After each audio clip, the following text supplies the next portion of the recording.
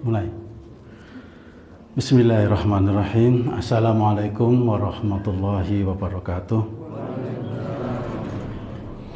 Alhamdulillahirabbil alamin. Wa bihi nasta'inu ala umuri dunya waddin wa ala alihi wa ashabihi ajma'in. Allahumma shalli ala Muhammad wa ala ali Muhammad. Jemaah masjid yang berbahagia, alhamdulillah, puji syukur senantiasa kita panjatkan kehadirat Allah SWT hingga sampai hari ini kita dapat berkumpul bersama-sama dalam rangka pengajian, serta alhamdulillah kita sudah menjalani puasa yang pada hari ke-17 ya. Semua itu tidak lepas daripada karunia Allah bahwa kita masih diberikan keadaan sehat walafiat sehingga dapat memenuhi panggilan kita, dapat memenuhi panggilan ibadah kita di bulan Ramadan yang penuh dengan berkah ini. Salam dan salawat senantiasa kita panjatkan kehadirat junjungan kita Nabi Muhammad SAW. Melalui beliaulah kita dapat mengecap kenikmatan Islam sebagai satu-satunya agama yang diridhoi oleh Allah SWT. Dalam bulan Ramadan ini sudah banyak disampaikan oleh para ustadz-ustadz, para kiai, bagaimana hikmah puasa, bagaimana tuntunan puasa, bagaimana cara-cara menjalani ibadah puasa yang sesuai dengan sunnah, halal dan haram yang harus dipegang teguh, serta manfaat-manfaat dari segi batiniah. Di dalam ayat Al-Quran Allah berfirman, ya a'udzubillahi minasyaitonirrajim, bismillahirrahmanirrahim. Ya ayyuhalladzina amanu kutiba alaikumusyamu kama kutiba aladzina min qablikum la'allakum tattaqun. Jadi tujuan dari puasa semua yang kita jalani adalah untuk kita menjadi bertakwa. Di dalam hadis yang lain Rasulullah bersabda, summu tasihu, berpuasalah maka kamu akan sehat. Di dalam kesempatan ini saya ingin mencoba menguraikan bagaimana sih hikmah puasa dari segi kesehatan itu. Saya yakin kalau mengenai tata cara puasa, bagaimana puasa itu dimulai dari fajar sampai terbenamnya matahari, yang membatalkan puasa apa, fadilah-fadilah puasa itu apa, saya yakin panjenengan semua jemaah Masjid Al-Fat sudah paham semua. Namun mungkin dari segi kesehatan barangkali belum banyak yang membahasnya. Ada 3 pilar faedah atau manfaat daripada puasa dari segi kesehatan, dan ini juga sudah dirilis oleh Kementerian Kesehatan, bahwa puasa itu mempunyai 3 faedah atau 3 manfaat besar. Yang pertama adalah terjadinya regenerasi sel.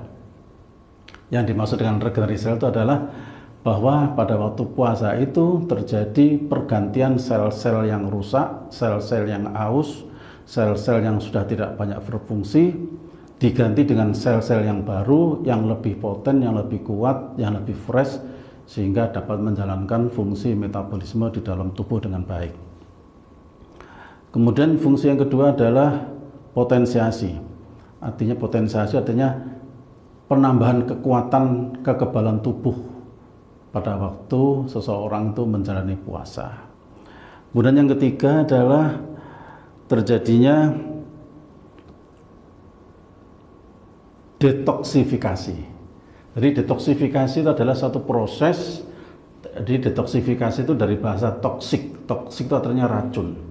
Nah, pada waktu berpuasa itu terjadi detoksifikasi. Artinya apa? Bahwa terjadi proses pembuangan racun-racun yang berupa zat di dalam tubuh untuk dibuang. Pembuangannya bisa melalui keringat, bisa melalui air seni, atau bisa melalui pada waktu kita buang air besar. 3 keutamaan inilah yang terjadi pada waktu seseorang itu menjalani ibadah puasa. Dan ini sudah dirilis oleh Kementerian Kesehatan. Bisa dibuka nanti di websitenya Kementerian Kesehatan, Germas, Gerakan Masyarakat Sehat, Faedah Puasa. Nah, penjelasannya, jadi sebetulnya 3 fungsi ini ya, jadi detoksifikasi, kemudian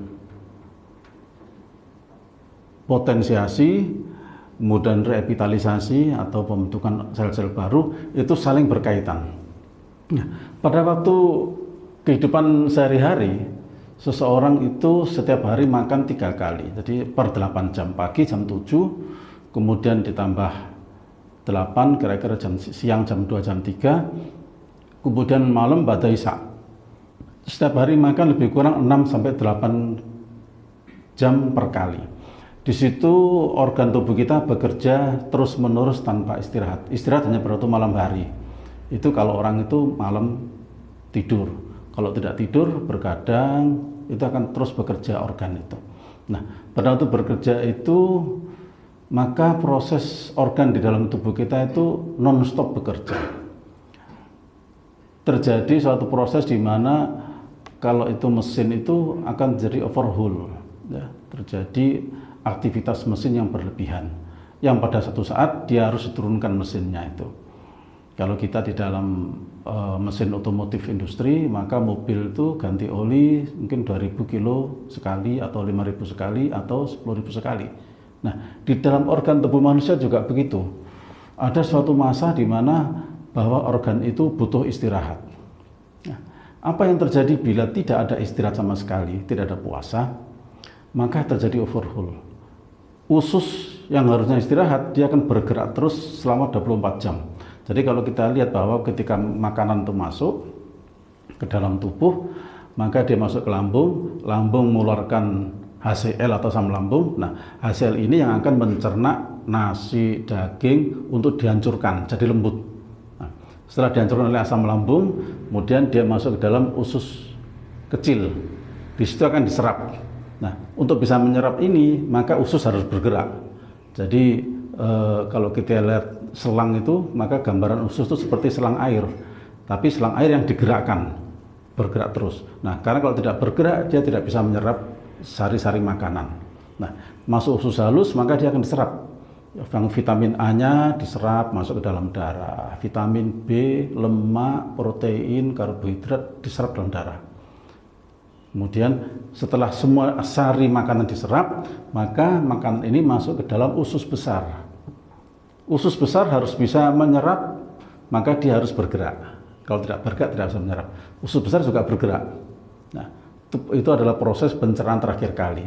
Setelah semua zat ini sudah terserap semua, maka dia akan keluar.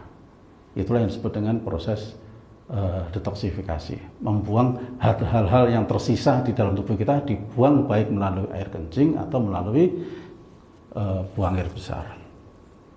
Pekerjaan ini akan terus berlangsung sepanjang tahun. Nah, bila usus itu berhenti, tidak bergerak sama sekali pada keadaan tertentu, misalkan orang yang makannya berlebihan, maka otomatis usus ini akan kelebihan tenaga, sehingga proses mencernanya pun juga akan berlebihan. Nah, akhirnya tidak semuanya bisa diserap. Nah, itu satu. Dan yang kedua, makanan itu ada suatu kualitas dan kuantitas. Kuantitas itu jumlah porsinya, kualitas itu adalah kandungan zat-zat yang ada di dalam makanan itu. Ada zat yang berupa karbohidrat yang akan dicerna menjadi glukosa, protein, ya, karbohidrat, protein, lemak, ya, lemak itu bahan dasarnya adalah untuk kolesterol dan trigliserida, kemudian vitamin dan serat. Nah, bila kualitas ini terganggu, misalkan terlalu banyak lemaknya, ya, contohnya lemak itu misalkan mengkonsumsi hari-hari rawon, gulai, ya, soto, sop buntut, itu kandungan lemaknya tinggi, maka lemak yang terserap juga meningkat, sehingga risiko terjadinya kolesterol. Nah, kolesterol yang tinggi, dia akan menumpuk di dalam pembuluh darah yang disebut dengan plak. Nah, kolesterol yang menumpuk di dalam pembuluh darah akan menyebabkan lubang pembuluh darah itu menyempit. Kalau dia menyempit pembuluh darahnya, maka akan terjadi tekanan yang tinggi. Maka dalam jangka panjang, kolesterol yang tinggi bisa menimbulkan hipertensi. Sedangkan kalau gula, kalau porsi kita kebanyakan gula, karbohidrat, dagingnya cuma sak cuil, segone sak wakul, karbohidratnya terlalu tinggi, maka yang diserap glukosa juga tinggi.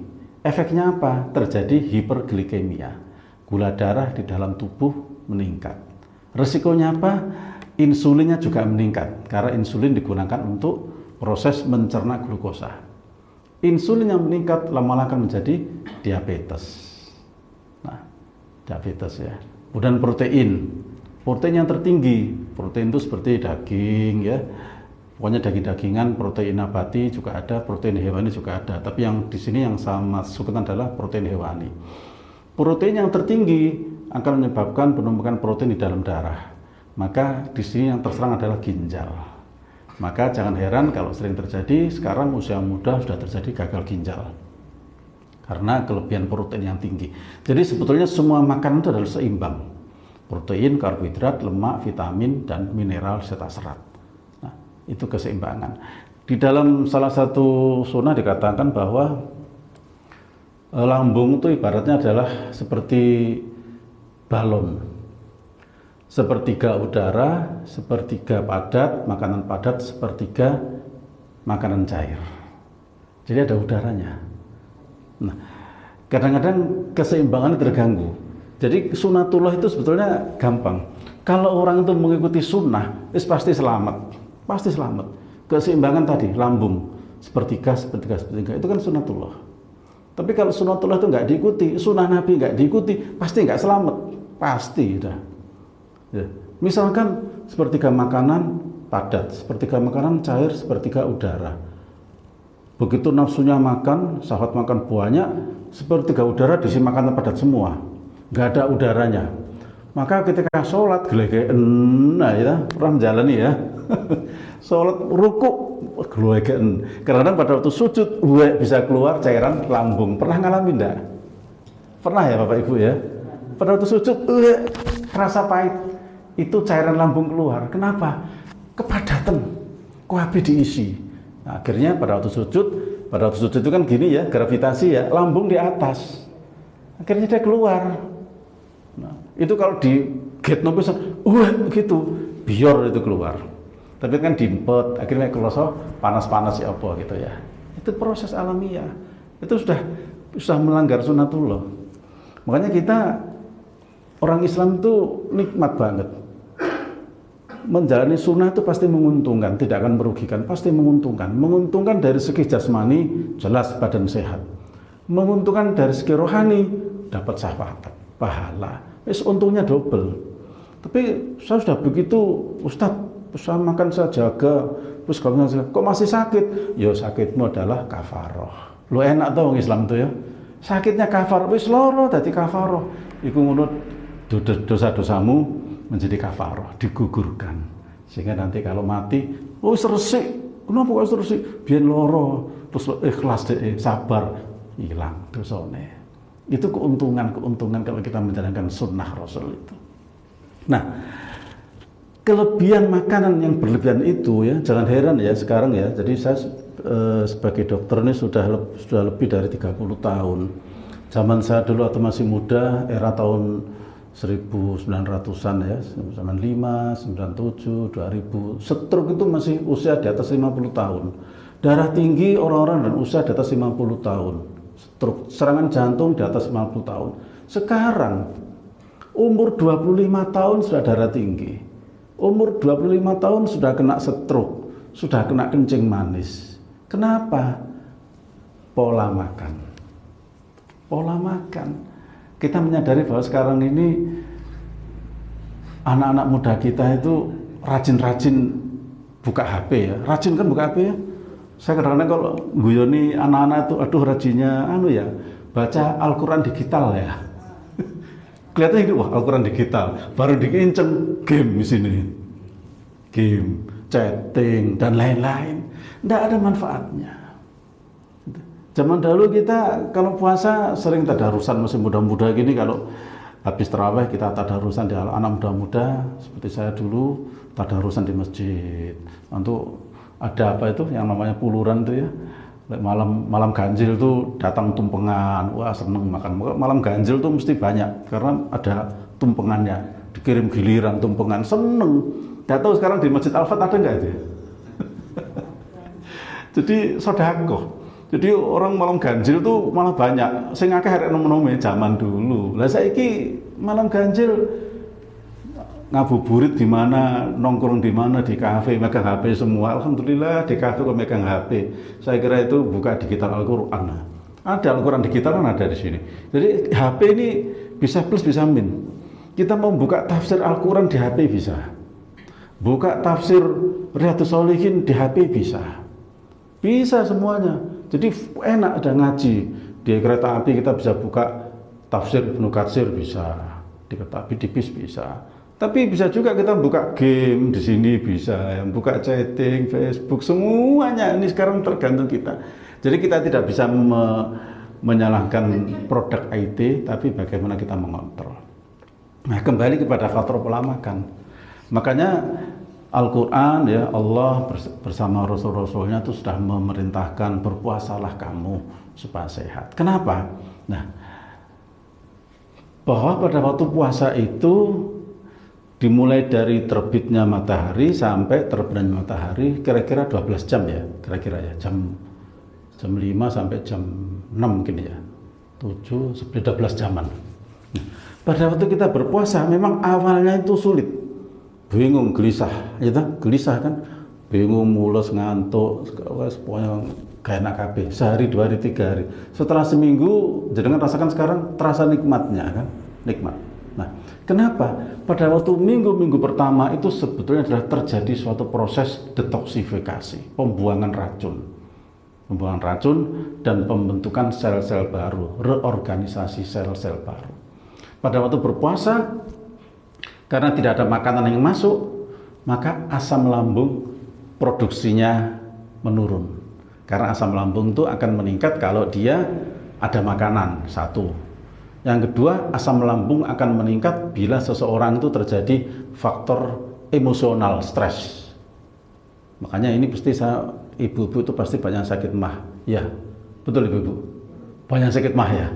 Kenapa? Munculnya sakit mah kalau ibu-ibu biasanya waktu apa? THR kamu mudun-mudun seluruh rumah ya Bu ya. Gaji belum turun wis seluruh rumah. Emosional, kenapa? Karena memang berbeda antara laki dan perempuan. Yang sering sakit mah itu biasanya paling banyak perempuan. Karena Allah itu menciptakan berbeda. Perempuan itu lebih banyak faktor emosional. Kalau laki-laki lebih banyak faktor akal yang bermain. Perempuan emosional. Nah, emosi inilah yang akan menyebabkan asam lambung meningkat. Nah, pada waktu berpuasa, karena kita yakin bahwa puasa itu adalah tuntunan, itu dulu tuntunan itu harus dikerjakan. Kalau tidak mengerjakan berdosa. Itu adalah amalan yang masih tingkat SD. Dia mengerjakan karena diperintah. Tapi kalau sudah tingkat SMP, saya mengerjakan karena kebutuhan. Yang ketiga karena menguntungkan. Nah, kalau dia diperintah, kalau aku enggak saya kerjakan puasa, nanti saya neraka. Itu karena perintah. Kalau saya kerjakan saya dapat surga, itu masih karena perintah. Karena kalau kebutuhan, saya mengerjakan puasa karena butuh. Kenapa? Saya butuh Allah sebagai pelindung saya butuh Nabi sebagai pemberi syafaat saya. Keuntungan kenapa? Kalau saya berpuasa pasti akan sehat. Nah, itu keuntungan. Saya akan berpuasa pasti akan menguntungkan saya di akhirat. Itu karena keuntungan. Ya. Tapi kalau masih karena diperintah itu masih untuk orang-orang yang masih awam. Saya ingin panjenengan sudah bukan itu lagi. Saya mengerjakan puasa bukan karena takut neraka, ingin surga, tapi saya mengerjakan puasa karena itu menguntungkan dan menjadi kebutuhan saya. Itu yang penting. Nah, pada waktu berpuasa itu kita betul-betul dalam keadaan santai. Kontrol emosional kita sangat tinggi karena kita bisa mengontrol. Ya. Sehingga pada waktu kita bisa mengontrol, pikiran kita rileks, maka asam lambung yang keluar itu akan menurun. Tidak ada makanan, dia akan menurun. Akibatnya apa? Maka yang harusnya setiap hari dinding lambung ini mencerna makanan, ya, yang sudah tipis karena seringnya terkena asam lambung, pada waktu berpuasa asam lambung berkurang, maka kesempatan dinding-dinding sel di lambung ini atau di gaster itu, epitel gaster itu akan terjadi reepitalisasi, akan tumbuh sel-sel yang baru, yang fresh. Jadi kalau tumbuhan itu dia akan bertunas yang menjadi baik. Itulah revitalisasi. Apa akibatnya bila terjadi revitalisasi atau terjadi pertumbuhan sel baru? Maka sel baru ini jelas akan lebih kuat, lebih tahan. Karena apa? Karena pada waktu berpuasa tidak ada yang perlu dicerna, sehingga dia akan tumbuh dengan baik. Kalau tanaman gitu tidak ada hamanya, disiram dia akan tumbuh baik. Nggak ada werengnya, nggak ada kutunya, nggak ada ulernya, dia akan tumbuh bagus. Nah, demikian juga di lambung. Pada waktu berpuasa, maka sel yang rusak revitalisasi ini, karena sudah tidak ada asam lambung yang keluar untuk mencerna, dia akan tumbuh sel baru. Nah, sel yang baru ini pasti akan mempunyai antibodi yang besar, kekuatan imunnya tinggi. Karena kita tahu bahwa lambung itu adalah suatu organ di mana dia menerima makanan dengan berbagai macam kuman. Jangan dikira makanan yang kita makan itu steril, tidak. Makanan yang kita makan itu mengandung bakteri, mengandung virus, mengandung parasit, semuanya. Kalau tidak percaya, satu butir nasi dengan tahu dia di dalam laboratorium mikrobiologi, ditunggu seminggu nanti akan tumbuh kuman-kuman di sekitarnya. Tidak steril. Tapi Allah memberikan penangkalnya. Di dalam asam lambung satu HCl. Asam lambung itu mempunyai fungsi juga. Dia akan membunuh kuman-kuman yang ada di dalam lambung. Tetapi kalau dia berlebihan, tidak hanya kuman yang dibunuh, dia juga akan merusak dinding lambungnya sendiri. Makanya sering terjadi ulkus gaster. Ulkus gaster itu adalah lambungnya borok. Makanya orang sakit mah itu kalau kita lihat dengan endoskopi, ya, diteropong perutnya, maka bisa ditemukan lambungnya itu ada borok-borok di situ. Karena digerus oleh asam lambungnya. Nah, pada waktu puasa itu terjadi revitalisasi, ada proses penyembuhan, sekaligus detoksifikasi, racun-racun yang ada dibuang. Itu. Dan terjadi potensiasi. Kalau sel yang baru di dalam sel itu ada namanya makrofag, ada neutrofil, ada sel darah putih di dalam sel itu. Nah, fungsi daripada makrofag, sel darah putih itu adalah untuk membunuh kuman yang ada di dalam tubuh kita. Nah, kalau sel itu fresh, sel itu baru, otomatis kekuatan selnya untuk membunuh kuman jauh lebih besar daripada sel yang sudah rusak. Itulah salah satunya. Nah, pada berpuasa. Kemudian setelah kita berbuka puasa, tubuh semua dalam keadaan rileks, ya, pikiran tenang, ya. Karena pada waktu berpuasa itu Allah dalam kata lain bulan Ramadan kan Syahrul Zikro, bulan yang penuh zikir, Syahrul Quran, di mana Al-Quran diturunkan, perbanyak baca Al-Quran. Jadi banyak sekali kasih. Jadi di dalam keadaan puasa itu memang disunahkan perbanyaklah amalan-amalan ibadah, baik itu tadarus baca Al-Quran maupun zikir. Ala bizikrillahi tatmainnul qulub. Kalau seseorang itu berzikir, maka jiwanya akan jadi tenang. Ini sebetulnya di dalam teori medis, ya. Jiwa itu, hati itu dipengaruhi oleh sistem hormonal. Di dalam tubuh kita ada namanya hormon simpatis, parasimpatis. Pada keadaan orang yang stres, emosi, kalut, meledak-ledak emosinya, pemarah, maka terjadi gangguan keseimbangan hormon simpatis, parasimpatis. Peningkatan hormon simpatis, ya, akan memacu denyut jantung lebih cepat. Dok, dok, dok, dok. Karena kalau orang marah, coba diraba denyut jantungnya, naik apa turun? Pasti naik, pasti berdegup-degup, ya. Terus nafasnya jadi cepat atau lambat kalau orang itu marah? Jadi cepat. Itu pengaruh dari hormon simpatis. Terus matanya delok oleh ngamuk itu, mendolo pemerang. Pasti dia marah, merah. Itu hormon simpatis naik. Nah, pada waktu berpuasa dengan zikir itu, karena kita yakin tenang mencari keridhaan Allah, tenang semuanya zikir, astagfirullah, maka itu terjadi homeostasis, keseimbangan hormon. Maka organ itu akan bekerja dengan rileks, tidak dipacu, tidak berdebar-debar, ya. Kalau efek daripada berdebar-debar itu, denyut jantung yang meningkat, pembuluh darah itu akan, kalau di situ ada plak, karena konsumsi kolesterolnya berlebihan, di dindingnya ada plak sehingga pembuluh darah menyempit. Pada waktu kita berdebar-debar, maka pembuluh darah yang sempit ini karena dikompa oleh darah yang tinggi akan bisa pecah. Kalau pecahnya pembuluh darah di jantung, terjadi serangan jantung, infark miokard akut atau angina pektoris. Kalau pecahnya pembuluh darah di otak, terjadi stroke.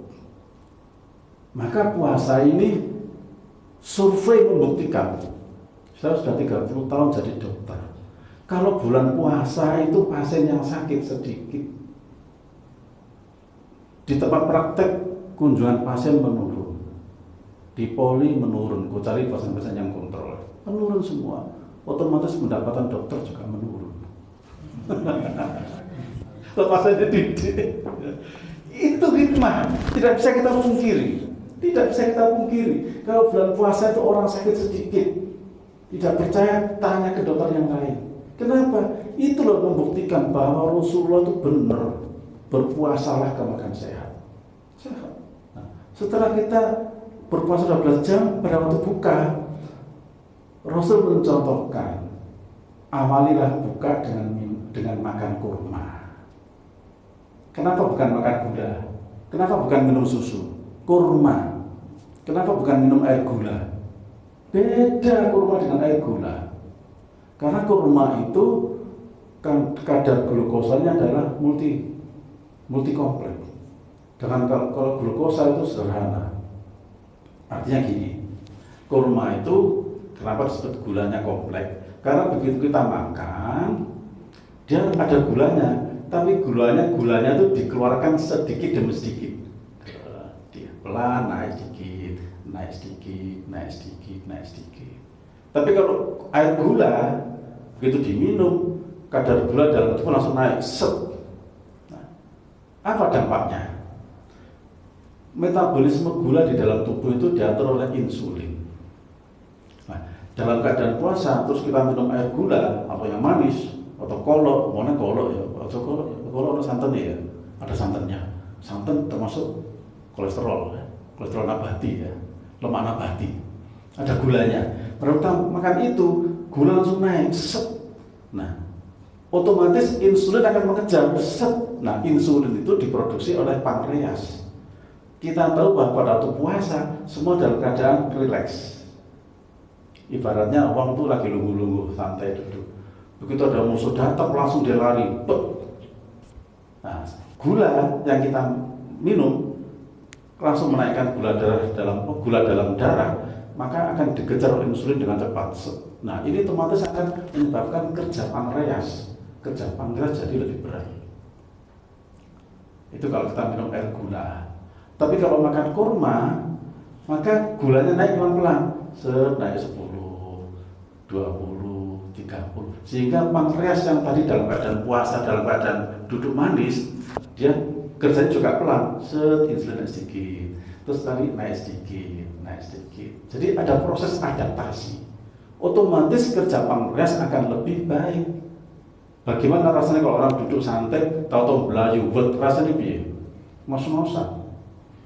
Kalau kita duduk, berdiri dulu, jalan baru lari, nah, itu mungkin akan berbeda. Tubuh lebih siap. Demikian pula dalam keadaan tubuh. Nah, seringkali yang terjadi, saya tanya kepada Bapak Ibu, parameternya puasa itu apa sih? Anda kalau berhasil puasa itu kira-kira apa yang dirasakan? Ayo Bapak. Lah, pinter gitu. Salah satu, wis gak usah bicara yang lain. Kalau puasa kita benar, berat badan itu turun. Kenapa? Nah, kita lihat orang-orang seperti kita, kalau berat badan naik, yang dilihat mananya? Oh, naik berat badannya. Yang dilihat apanya? Hah? Bukan, di dalam tubuh yang dilihat apanya? Lingkar perut. Jenengan lihat sekarang kalau puasa, kira-kira sabuk itu ukuran piro saiki? Kendor moga. Tambah kenceng, oh berarti posone turun berhasil. Nah, apa hubungannya obesitas dengan puasa, dengan kesehatan? Ya, pada seseorang itu yang dalam keadaan berat badan naik, obesitas naik, perutnya membesar, ini dia akan menekan paru-paru. Perut itu di atasnya perut adalah diafragma. Diafragma adalah otot pernapasan. Di atasnya diafragma adalah paru-paru. Pada orang yang terjadi obesitas, maka dia akan menekan paru-paru ke atas. otomatis pernapasnya tidak bisa loss, ya, karena terdesak oleh makanan. Terbukti tidak kalau kita bukanya langsung turun piring, ambekannya bisa loss apa enggak? Ayo, terbukti ya, kayak bisa loss ambekannya. Karena apa? Paru-paru kita terdesak, sehingga ambekannya nggak bisa loss. Nah, di dalam puasa ini dilatih, amali dengan kurma. Tidak punya kurma, dok, saya kalau makan kurma itu gak enak rasanya, gak biasa. Minumlah air putih. Air putih. Kenapa kok air putih bukan susu? Karena air mineral itu adalah kebutuhan dasar kita. Orang bisa hidup tanpa makan, percaya enggak? Orang bisa hidup tanpa makan, percaya atau tidak? Siapa yang pernah terjadi pada siapa? Enggak makan tapi membeda urip. Siapa? Siapa? Nabi Ismail. Iya, pada waktu Siti Hajar ya di Mekah masih bayi cengar minum ASI habis sampai keluar darah karena nyedot terus ditaruh di lari-lari. Buah-buahan sudah habis, gandum, kurma sudah habis, semua lari-lari Safa Marwah. Tahu-tahu kok bayinya diem, waduh bayi kok menung kenapa kok cocok dipangan macan. Turun bawah, ternyata di situ memancar air Zam-Zam. Berhari-hari hanya minum air Zam-Zam bisa sehat. Percaya enggak? Makanya di dalam puasa itu ketika berbuka kalau ada kurma makan kurma, kalau tidak ada air putih. Air es itu menyegarkan. Tapi gini ya, pada waktu ini teori ilmiah ya, makanya kan kita harus meyakini dulu, sunnah itu harus yakin, karena sunnah itu pasti selamat. Pada waktu tubuh kita istirahat, pada waktu puasa, itu kan semua terjadi homeostasis, equilibrium, jadi keseimbangan. Semua otot, jantung, paru, usus dalam keadaan rileks. Jadi kendor. Nah, pada waktu buka puasa, kita minum es, nyes. Apa yang terjadi kalau besi panas dikasih es? Krek. Ya. Nah, demikian juga pada tubuh kita. Kalau kita buka puasa langsung es, nyes, memang segar, tapi efeknya di perut nanti jangka panjang. Kalau tidak percaya, 7 hari berturut-turut buka dengan air es, wis air es ke air, rasakan bedanya. Atau makan pedes, rasakan bedanya. Tidak menyehatkan, tetap air netral dulu. Jadi kenapa kok air putih? Karena air putih adalah air yang mudah diserap oleh tubuh kita. Kalau air susu, air kolo, itu kan ada campurannya, ada santannya, ada gula. Dia diserap masih butuh proses. Asam lambung masih meningkat atau menyerap. Padahal tadi tubuh dalam keadaan rileks. Maka dirangsang dulu. Kalau sepeda motor baru itu dientrayan dulu, jalan pelan-pelan dulu, dikasih air mineral dulu, nanti dia menyerap, asam lambung akan keluar bertahap. Nah, itulah sehat nanti. Jadi apalagi kalau iklan suruh minum buka puasa dengan minuman botol, aduh. Nah, itu makanya jangan heran sekarang banyak anak gagal ginjal. Anak-anak gagal ginjal. Kenapa? Mengkonsumsi air kemasan seperti itu. Iklannya begitu menggoda. Ya. Buka puasa dengan minuman botol. Itu tidak mendidik secara sunnah. Makanya jangan heran sekarang penyakit stroke darah tinggi itu di usia muda. Karena pola makan dipengaruhi pola hidup, gaya hidup. Nah, seperti itu. Jangan heran. Tapi kalau kita mengerjakan sunnah itu, maka kita akan selamat. Setelah adaptasi, maka minum air itu di dalam sehari-hari kebutuhan kita air itu sekitar 1 liter sampai 2 liter. 1 liter kalau dibagi 200 kira-kira 5 gelas atau 6 gelas. Gimana ngitungnya? Ngitungnya begini. Jadi di dalam tubuh kita itu setiap jam itu cairan itu difiltrasi, disaring lebih kurang 25 cc per jam. Kalau dalam dosis 25 sampai 30 cc per jam, kalau dikalikan 24, 25 kali 24 berarti 600. Itu yang dibuang melalui urin. Ditambah keluar melalui keringat, itu kira-kira 500 sampai 600. Jadi kita berkeringat itu, kalau kita tampung keringat kita itu sehari bisa 500 sampai 600 cc.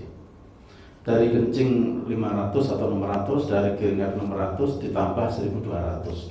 1200 dibagi 1 gelas 200 cc berarti 6 gelas. Itulah kebutuhan dasar air yang kita minum itu lebih kurang 6 gelas sehari untuk mengganti cairan yang keluar. Lah untuk menggerakkan sel-sel juga butuh air, maka ditambah 1006 berarti 8 sampai 10 gelas sehari. Kalau kita minum kurang, maka tubuh kita akan mengering. Makanya orang berpuasa kalau minumnya kurang biasanya dilihat di lidahnya. Pasti lidahnya kan kering. Pasti. Dan cekep. Cekep itu berarti pertanda bahwa kita kurang minum air. Tapi kalau air kita cukup, lidah ini basah. Ya, seperti itu. Sekarang lidahnya cekep apa enggak? Belum, nanti saya dirasakan. Cekep berarti minumnya kurang. Makanya patokannya gampang ya. 8 sampai 10 gelas sehari. Caranya bagaimana? Pada waktu buka air putih dulu 1 gelas. Sebentar makan kurma, ya. Kalau nggak ada ya air putih 1 gelas atau 2 gelas boleh. Setelah itu tinggal sholat maghrib. Bisa maghrib baru minum kali 1 gelas, baru makanan yang lain.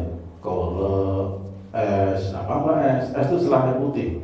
Es, kolak, es baru makan. Sedikit. Terus terawih, habis terawih baru tambah lagi makan, tambah minum lagi. Jadi total mulai buka puasa sampai sahur itu kira-kira 8 sampai 10 gelas air.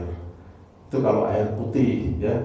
Tapi kan kadang ada minum teh, ya teh 1 gelas dikurangi, berarti air putihnya 7 gelas, teh 1 gelas. Saya juga minum kopi 1 gelas, berarti teh kopi sudah 2 gelas, berarti 6 gelas air putih. Ditambah sayurnya sayur sop 1 gelas kuahnya. Tambah itu kurang. Jadi totalitasnya kira-kira 1.200 sampai 2.000 cc per hari. Ya, itu insya Allah sehat.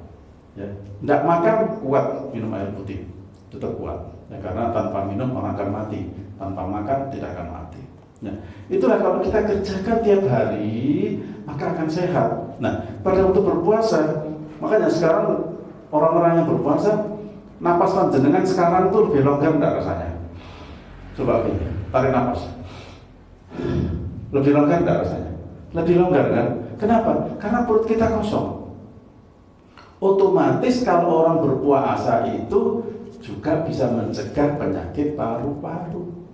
Nah, saya dokter spesialis paru. Makanya orang-orang yang pada waktu mau operasi itu biasanya dicek fungsi pernapasannya baik apa tidak. Kalau fungsi pernapasan baik, operasinya diperkirakan berhasil 100%. Kalau fungsi pernapasannya buruk, maka ada risiko setelah operasi. Nah, pada orang-orang yang berpuasa itu terjadi restorasi, terjadi perbaikan semua pada paru-paru. Dengan perut yang mulai menurun karena berat badan turun, otomatis perutnya berkurang, gendutnya ya, lemaknya berkurang karena terbakar, maka napasnya itu bisa lebih los. Kalau dites dengan tes spirometri, maka faal parunya itu ya, kekuatan pernapasannya itu bisa di atas 1 liter. Itu bisa di atas 1 liter. Tapi kalau orangnya gemuk, ya karena kegemukan obesitas, lemaknya banyak, mungkin pada waktu tarik nafas nggak bisa pelong, mungkin di bawah 1 liter. Nah itu kalau operasi pun juga akan mempunyai risiko. Nah pada waktu berpuasa semua diperbaiki, semua restorasi. Dengan berat badan menurun, dengan lemak menurun, otomatis plak yang ada di pembuluh darah juga akan hilang. Otomatis risiko terjadinya serangan jantung akan menurun. Ya, survei membuktikan bahwa pada orang-orang yang berpuasa Ramadan, ya, risiko terjadinya darah tinggi menurun, risiko terjadinya stroke menurun, risiko terjadinya kencing manis menurun. Orang-orang yang kencing manis suruh berpuasa, gula darahnya terkontrol. Orang-orang yang darah tinggi dengan berpuasa, tekanan darah terkontrol. Orang yang punya asma berpuasa, dilalah kau sing kontrol praktek. Alhamdulillah. Orang ngerti ngono wong Islam ku poso ben tahun ae wis dokter nganggur. Kalau pasien tapi kecelakaan banyak kalau sepeda motor. Nah, bagaimana kecelakaan? Orang kalau berpuasa, berkendaraan di jalan raya pun akan ingat, ya berzikir. Orang berpuasa lebih sabar, psikoneurohormonalnya lebih terjaga, emosional terkontrol. Marah mesuk, oh ya aku poso situ. Arep tukar, oh ya poso agak situ. Ada kontrol, defense mekanisme, ada pertahanan di dalam tubuh untuk menjaga. Itu yang kita rasakan dari segi emosional. Dari segi jasmani, tadi sudah saya terangkan keuntungan-keuntungannya, ya, bisa mencegah jantung, darah tinggi, stroke, kencing manis, dan restorasi paru, fungsi pernapasan jadi lebih baik, lebih plong. Ya. Makanya kan Rasulullah sudah memberikan sunnahnya puasa Ramadan, poso Syawal, poso putih, poso Senin Kemis. Iku lek dilakoni sehat. Tapi kalau saya Pak dokter, saya sudah poso, sholat malam segala macam kok cik loro. Ya gue jenenge bonus itu. Allah itu cinta kepada kamu, ya. Karena ngomong loro, dokter ya karena kerjaan. Dokter karena kerjaan, terus penghidupan dokter dari mana? Makanya dikasih sakit. Sakit itu juga manfaat. Kenapa? Memberi penghidupan pada orang lain, ya. Dokter, perawat bisa urip karena dapat hasil. Tapi sing loro ya itu barokah. Lho kok iso loro itu barokah sama sakit ya. Dengan sakit itu seorang muslim itu satu dia menjadi kafaroh, ya, gugur dosa-dosanya kalau dia ikhlas dan sabar. Ya. Itu makanya kafaroh. Wis dadi wong Islam tuh untung kabeh. Loro ya untung, sehat ya untung. Makanya itu yang harus kita tanam pada anak-anak kita.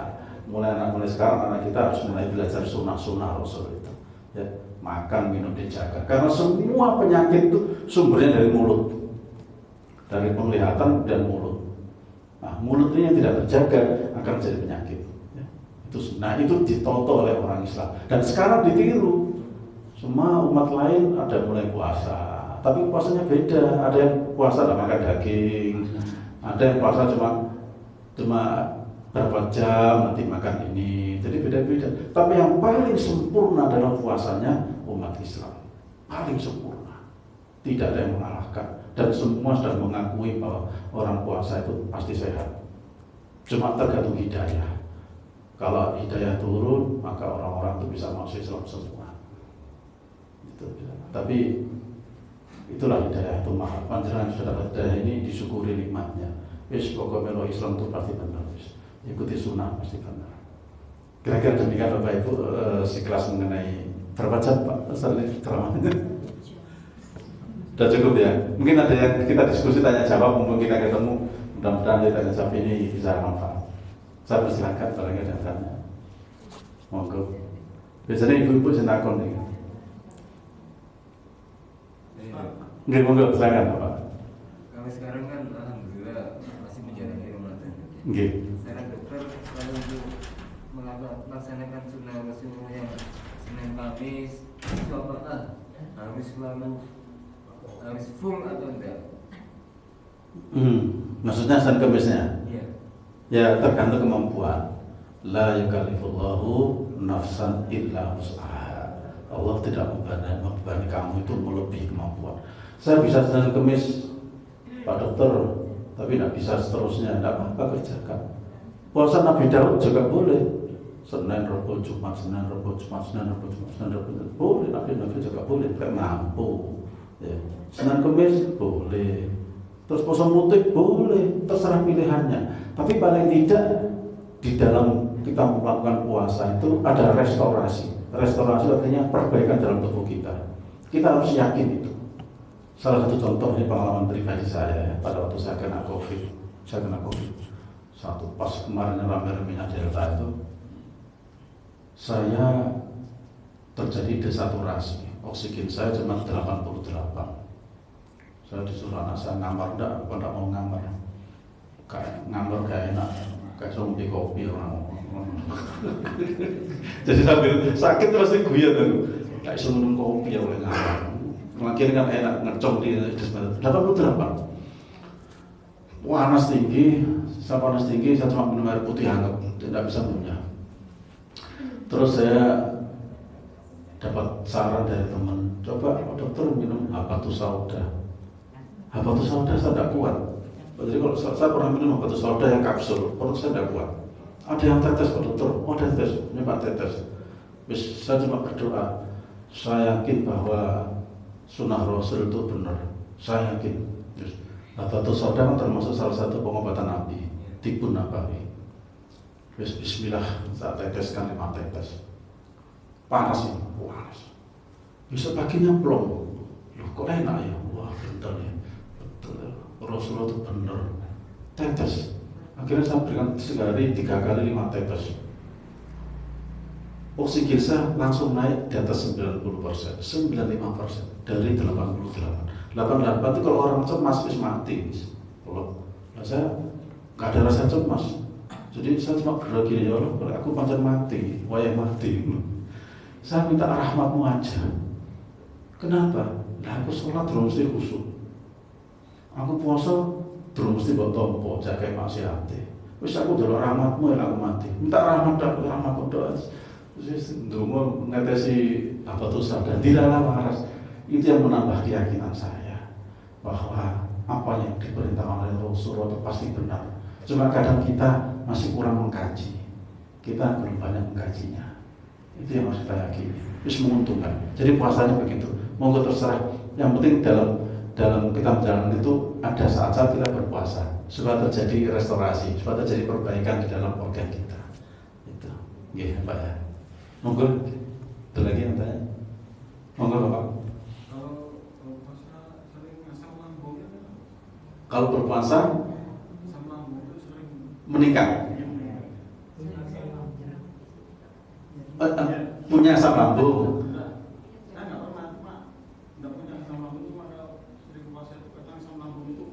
Gejalanya gimana? Panas. Ya, ini. Jadi kalau berpuasa tenggorokan panas, itu salah satu bahwa asam lambungnya meningkat. Itu biasanya terjadi di awal-awal puasa, di minggu pertama. Itu karena terjadi satu proses perbaikan, terjadi detoksifikasi, ya. Karena biasa makan, kalau kita makan, itu kan stimulus ya. Kalau kita makan masuk ke lambung, maka akan terjadi rangsangan pada otak supaya lambung mengeluarkan asam lambung atau HCl. Nah, ini memori. Jadi kalau komputer itu sudah diprogram, program. Nah, pada waktu berpuasa minggu pertama, program ini mungkin masih berjalan, belum direstart. Sehingga pada hari pertama, kedua atau minggu pertama itu karena ada perut perih. Karena asam lambungnya biasa utuh, sementara perutnya kosong. Antisipasinya pada waktu sahur harus minum yang banyak, air putihnya 2 gelas 3 gelas supaya untuk menetralkan. Jadi pada waktu sahur itu sebenarnya yang paling utama adalah air, bukan makanan padat. Karena kalau makanan padat asam lambungnya akan tetap tinggi. Tapi yang paling utama di sahur itu adalah air, karena air mineral itu akan menetralisir asam lambung. Nah kalau kita minumnya kurang, maka tadi terjadi itu terasa panas di tenggorokan karena orang sangat tidak asam lambung. Jadi kira-kira gitu. Itu indikator. Jadi Allah itu menciptakan manusia itu punya alarm. Contoh alarm orang yang punya darah tinggi. Hati-hati kalau di tengkuknya itu kemeng. Ada yang punya darah tinggi? Tidak ada ya, darah muda banyak ya. Jadi kalau orang punya darah tinggi, tengkuknya kemeng, hati-hati itu naik tensinya. Itulah alarm. Allah sudah menciptakan alarm untuk kita naik tinggi. Tapi kalau alarm sering naik, lama-lama rusak, sehingga akhirnya orang itu tidak bisa mendeteksi kalau tekanan darahnya naik, atau gelap stop. Nah, demikian juga asam lambung. Kalau asam lambung kita meningkat, di sini panas karena asam lambungnya naik. Jadi asam lambung itu kan asam, HCl, asam klorik. Itu kalau diteteskan ke kulit kita itu terasa panas karena asam. Beda dengan alkali. Kalau alkali tidak panas, tapi kalau asam sulfat, ya, asam klorida, ya, itu semua panas. Nah, kalau keluar, itu masih berfungsi alarmnya. Artinya apa? Anda minumnya kurang pada waktu sahur. Itulah alarmnya. Maka nanti besok sahur harus minum yang banyak. Ya, seperti itu. Oke, jelas ya? Ada lagi? Ibu-ibu? Sudah cukup? Baik, terima kasih Ustadz. Saya akhiri tausiah kita pagi ini, semoga bermanfaat bagi kita semua. Kita akhiri dengan zikir majelis. Subhanaka Allahumma wa bihamdika asyhadu an la ilaha illa anta astaghfiruka wa atubu ilaik. Assalamualaikum warahmatullahi wabarakatuh. Waalaikumsalam.